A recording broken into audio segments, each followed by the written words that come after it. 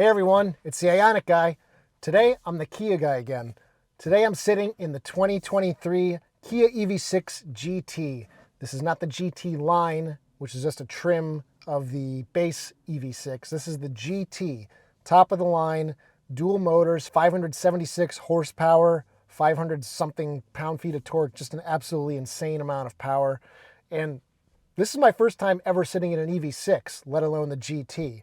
So these are my first impressions. I just got into the car, I set up my camera, and I'm gonna take a look through the car, give you guys my impressions as a longtime Ioniq 5 owner.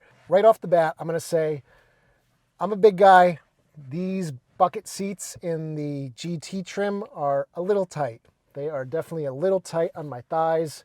Side to side, not so bad actually. I could live with these side to side, but the seat bottom is just a little too narrow for a big guy like myself. Driving position actually feels quite good. I'm going to turn the car on. I habitually want to go to this position to turn the car on, but on the EV6 it's right here in the center. So let's adjust the seat. Oh, I completely forgot. These seats are manually adjustable for weight savings, even though they put a sunroof in it. So say you're going to save weight with the manual adjusting seats, but then you put in a sunroof. I don't know how much I believe that it was purely for weight savings.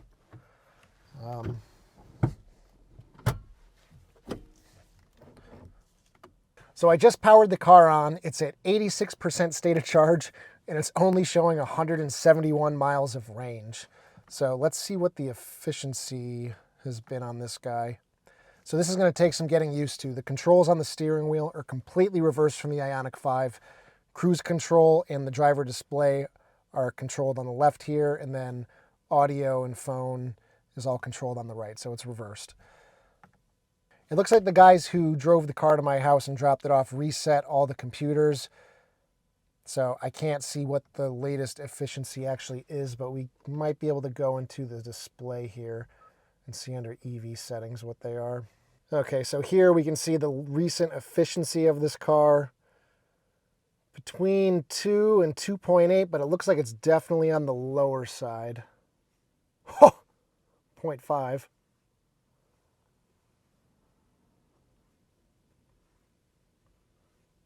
Yeah, so the long drive they did today from somewhere in New York, they got 2.6 miles per kilowatt hour, which is a little bit lower than I've been seeing in my Ioniq 5 this winter, but it's not terribly off, maybe about 0.2 miles off. So my first impression of this cabin is it's definitely cozy. Compared to the Ioniq 5, this is definitely a cozy space. I feel like it's really intruding in on me versus on the Ioniq 5. I feel like it's very open and breathable.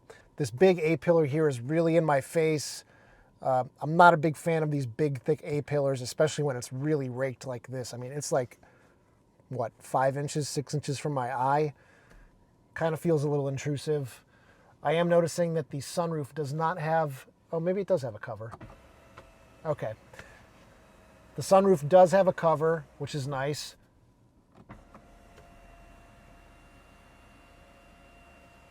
And, oh, and then fully opens. I will say, it is kind of nice to see a retractable roof in an EV because it's just not very common these days. The Mach-E doesn't have it, the Tesla doesn't have it, the Genesis GV60 doesn't have it, the VW ID4 doesn't have it. There's more cars that don't have it than do have it. So it is kind of a cool feature to see. No, don't close that, I need the light.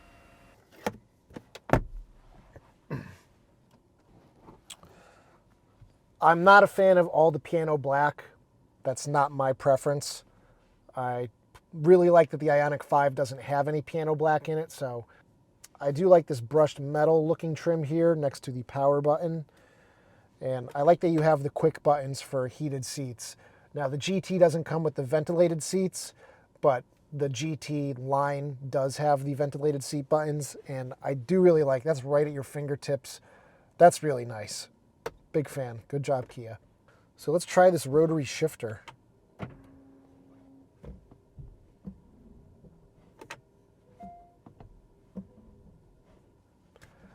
Shifter works fine.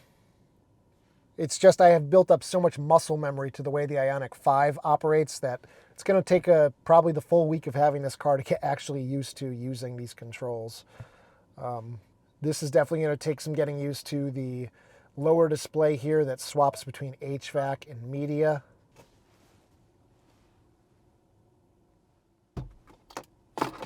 I like that the Qi wireless charging pad is out in the open here. It makes it really easy to put your phone in there. I will say this cubby down here, this lower one, it's not really that convenient to store things in there, because if you're sitting here just trying to reach in, this whole portion right here is right in your line to block getting into it. So I'm not too crazy about that. You have plenty of charging options up front. 2 USB-Cs, a 12 volt, 180 watts, and a USB-A port. So I thought the reach for the glove box in the Ioniq 5 was really far. I think it's even further here in the EV6. Oh my God, I'm at least 18 inches from the furthest corner of that glove box in the driver's seat. I would have to really climb over this center console to get to it. But it looks about the same size as the Ioniq 5s.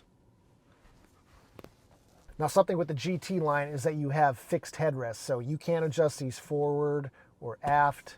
So they are what they are, and if they don't work for you, they don't work for you. But they actually do feel pretty good here. I will say I do actually like the positioning of them, the amount of cushion they provide.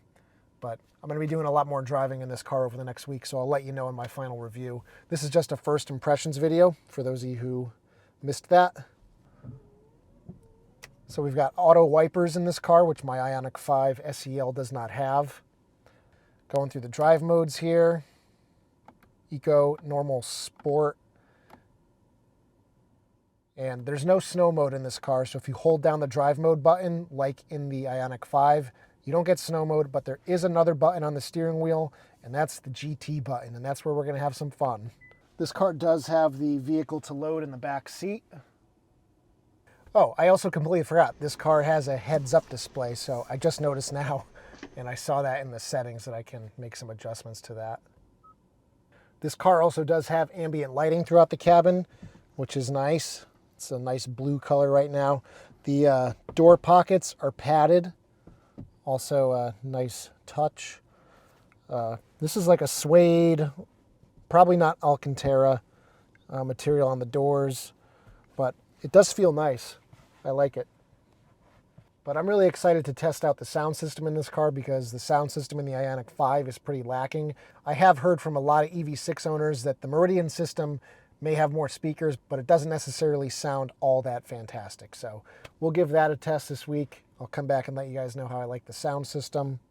So I've got the seat adjusted for me. So I'm going to go ahead and pop in the back seat and we'll see how much legroom I have compared to my Ioniq 5. So legroom back here in the EV6 is actually really good. It's better than I was expecting because the EV6 has a shorter wheelbase than the Ioniq 5, but it is a little bit longer overall. So nice to see that there is a lot of space back here. Looks like for those of us who are really annoyed with the bouncing buckle in the back seat of the Ioniq 5, it looks like you might not have that issue in the EV6 because you have this really wide seat here. There's not a whole lot of C-pillar here for this to actually bang against, but there is that little bit of fabric on the back, which kind of leads me to believe that there might be a rattling issue, but we will find out.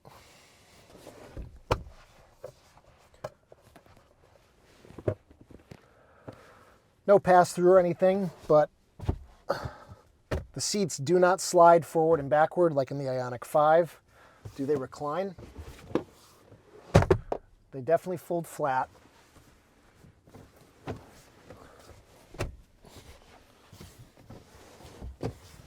Yep, they do recline just a little bit, not a ton. Yeah, all around a pretty comfortable back seat. At least the EV6 has adjustable headrests here, unlike the Ioniq 5 in my SEL trim. This little window is kind of hilariously small. But I guess whatever helps with visibility, a little bit's better than nothing. Got some dome lights back here. I'm happy to see there's air vents back here for the rear occupants. Some more ambient lighting in the doors. Oh, wow. Heated seats in the back. You don't even get that on the Ioniq 5 Limited, so nice touch, Kia. Backseat passengers also get 2 USB-C charging ports.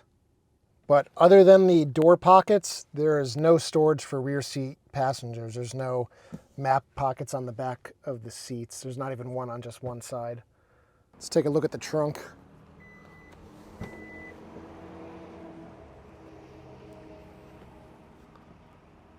Okay. It's not as small as everyone makes it out to be, but it's definitely not as useful as the Ioniq 5 in terms of just how much this cargo area slopes.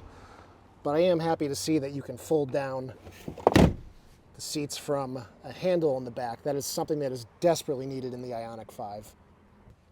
You can see 2 more speakers in the trunk for the 14-speaker sound system. Subwoofers under the floor here. Subs down there. Cross-car beam for added rigidity.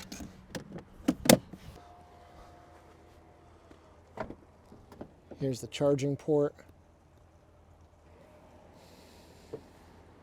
But this car looks really good in this red. I think it's called Runway Red. Looks really good.